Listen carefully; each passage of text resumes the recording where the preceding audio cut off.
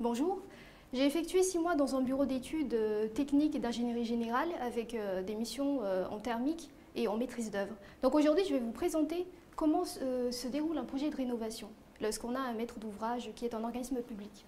Donc là, on a plusieurs étapes. La première étape est la phase APS ou avant-projet sommaire. Durant cette étape, en fait, l'équipe de maîtrise d'œuvre va sur le site pour constater l'ampleur des travaux à effectuer et en fait, un pré-programme est établi, un budget prévisionnel est établi aussi et un planning prévisionnel. En fait, l'étape d'après, en fait, c'est la phase APD ou avant-projet détaillé.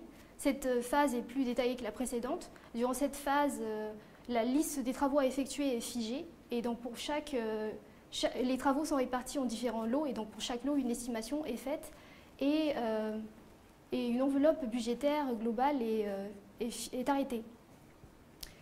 Donc la liste des lots va servir pour l'étape d'après qui est la phase DCE ou le dossier de consultation des entreprises.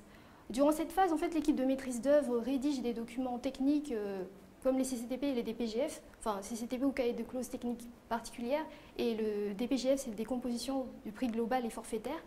Et donc en fait ces documents avec les plans techniques vont être remis à la maîtrise d'ouvrage qui va donc lancer un appel d'offres pour que les entreprises puissent postuler pour réaliser les travaux. Et donc dans la phase d'après, la phase ACT ou assistance à la passation de contrats de travaux, les entreprises en fait ont envoyé leurs offres et donc une commission constituée du maître d'ouvrage et de la maîtrise d'œuvre se réunit pour ouvrir les enveloppes, c'est l'ouverture des plis. Et donc en fait suivant le règlement de consultation qui a été établi par le maître d'ouvrage, donc certains critères ont été choisis par le maître d'ouvrage où on attribue des points et l'entreprise qui obtient la meilleure moyenne de points va être choisie pour réaliser les travaux. L'étape d'après, c'est la phase de la direction des études techniques ou de l'exécution. C'est la phase la plus importante de la phase du projet de rénovation parce qu'on a la réalisation des travaux. Donc l'entreprise donc en fait, l'entreprise va réaliser les travaux et l'équipe de maîtrise d'œuvre va s'assurer de la tenue du planning, de la conformité des travaux aux souhaits du maître d'ouvrage et aussi va s'assurer du règlement des factures des entreprises en fonction des pourcentages de réalisation.